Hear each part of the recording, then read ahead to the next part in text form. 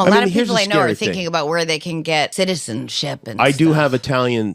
I did get Italian citizenship. You do? I do. That's Yeah. amazing. I do have that. And what's going on is as bad as you thought it was going to be. Way worse. It's so much worse. It's just unbelievable. Like, I feel like it's probably even worse than he would like it to be. Please, please let this be true. I know executives at ABC are begging, they are pleading for Jim Kimmel to move to Italy or just leave America.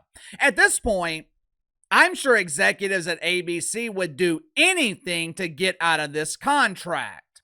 Here we go again.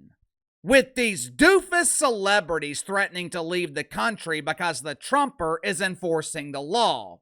Here we go again with these doofus celebrities threatening to leave America because their Lord and risen queen, cackling Cam Harris, ended up being the replacement loser. The thing is, and for some reason, this is what they don't understand, you don't have to announce your departure. Jim Kimmel, you don't have to tell us that you're leaving. All you gotta do is leave. I hear Rose O'Donnell has plenty of room over in Ireland. Since moving to Ireland, Rose hasn't received a single visitor. As it turns out, no one has missed her. I'm sure it would be the same with Jim Kimmel. I know for damn sure no one would miss his late night dump, mainly because no one is watching it. Jim Kimmel's not running away from the Trumper. He is running away from years and years of huge embarrassing failure. For years, I have been saying one of the biggest problems in the mainstream media is their complete lack of authenticity. In an era where people are starved for authenticity, the media has chosen to be completely inauthentic. You can make a strong case. The most inauthentic people in the media are the trio of huge embarrassing failures hosting these late night dumps. Believe it or not, I don't think these late night hosts are weekly parishioners at Woke United Methodist. They pretend to be woke, but I don't think they are fully committed wanker spankers. I think they jumped on the trend of being woke a few years ago, and now they feel like it's too late to turn back. Late night hosts, they have always leaned left. Keyword, leaned. But there's a difference in leaning left and laying horizontally on your left, waiting to have your caboose invaded by the battery-powered devices that were recently donated to WNBA players. For example, John Oliver, he's a liberal dork. Dude looks like Beavis mated with Butthead. But if you watch John Oliver, he's not constantly obsessing over the Trumper. Every episode isn't dedicated to indoctrinating the audience and telling them, "Orange Man bad!" John Oliver presents real issues from a left-wing perspective, but he also does it in a way that's entertaining. I'm not watching John Oliver to learn about illegal immigration. I'm watching John Oliver to laugh about the issue of illegal immigration. I don't agree with John Oliver politically, but I enjoy watching his show because it's funny, it's entertaining. The trio of huge embarrassing failures hosting these late night dumps, they are the exact opposite. If you turn on late night television, you don't know if you're watching a comedy show or an emotional TED Talk. Jim Kimmel is crying because the Trumper is deporting the neighborhood ice cream man. Stevie Colbert is crying because he got fired and he realized the only job he's qualified for is the neighborhood ice cream man. Jim Fallon is crying because he's trying to fit in with these other emotional dudes. It's an unmitigated disaster. This trio of huge embarrassing failures, they have destroyed the once profitable business of late night television. And it's mainly because none of them were willing to be real. None of them were willing to be authentic. But late last week, we did see a rare glimpse of authenticity from Jim Kimmel. We saw a rare moment of honesty where Jim Kimmel all but admitted that the woke fungus destroyed late night television.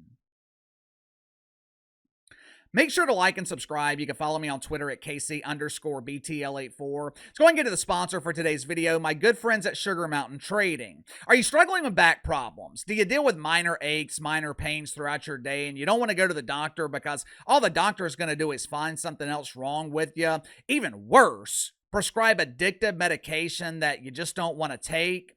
I hate going to the doctor. So does my wife, who actually deals with back pain.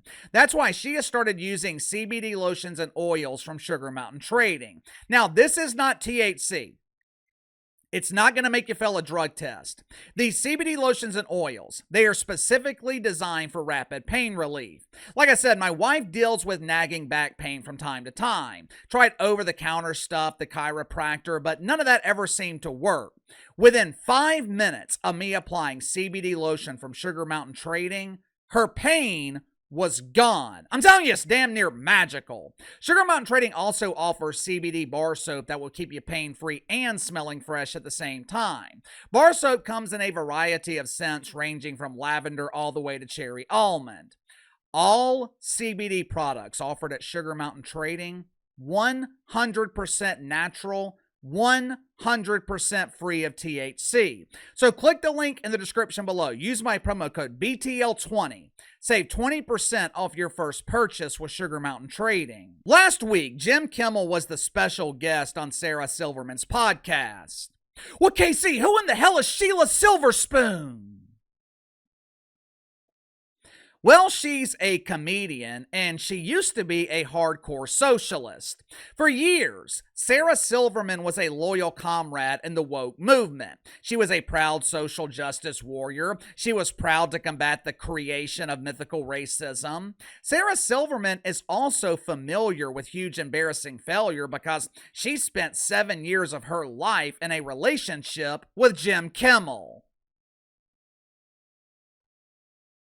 Barf. A couple of years ago, Sarah Silverman decided to distance herself from the woke fungus. Why? Because she didn't agree with them supporting Hamas after they viciously attacked Israel. She also renounced her membership in the Democratic Socialist of America because they refused to support Israel against Hamas. You know what's strange? We have seen the same thing over and over. Here on the channel, we call it the woke turning on the woke. Everyone is proud to spank the wanker. Everyone is dedicated to preaching the good word and spreading the woke faith until the woke fungus affects them personally. When that happens, they suddenly come to the realization that being woke is bullshit. Last week, Sarah Silverman was interviewing her former cuddle buddy, Jim Kimmel. To my knowledge, this was Jim's first public appearance since his besties, Stevie and Howie Stern, were fired. My inside sources tell me that Jim spent most of last week consoling Howie Stern. He was wiping away Howie's tears, suggesting that maybe Howie could revitalize his career by removing his wig. Being bald is really popular right now, Howie. Look at Joy Reid and all the balding beauties at MSNBC. If you remove your wig, I bet everyone on radio will love you. Yeah, maybe. Except for the fact that no one can see Howie on radio. And it's not just because they're not listening. You literally can't see Howie Stern on radio because it's radio. But Jimmy, he is reminiscing with Sarah. They're talking about all the good times they shared together. He was thanking Sarah for being his emotional rock in their relationship. He invited her to his village over in Italy that doesn't exist because he's never moving over there. He was admiring her strength and explaining how he was no longer toxically masculine or masculine in general. But then, we saw a rare moment of honesty from Jim Kimmel. Perhaps it was a moment of brief clarity. Jim Kimmel admitted that the loud voices, also known as the woke voices, they are driving people away from the Democratic Party. Watch for yourself. It's the loud voices that scare people from saying what they believe and make you think twice about a joke or whatever, these things. And, a lot of their points are valid, but a lot of them are also just repulsive. And I mean, they repel people from, they go like, oh, you're no fun. I don't want to be around you. And I think that if you had to boil it down to like one thing, that's kind of what it is. It's like, oh, you're no fun. I don't want to be part of your group. There was one thing Jimmy Kimmel said that really caught my attention, and this is one of the reasons that late night is a failure. These loud voices are not only scary, they also silence people. They make me think twice before telling a joke.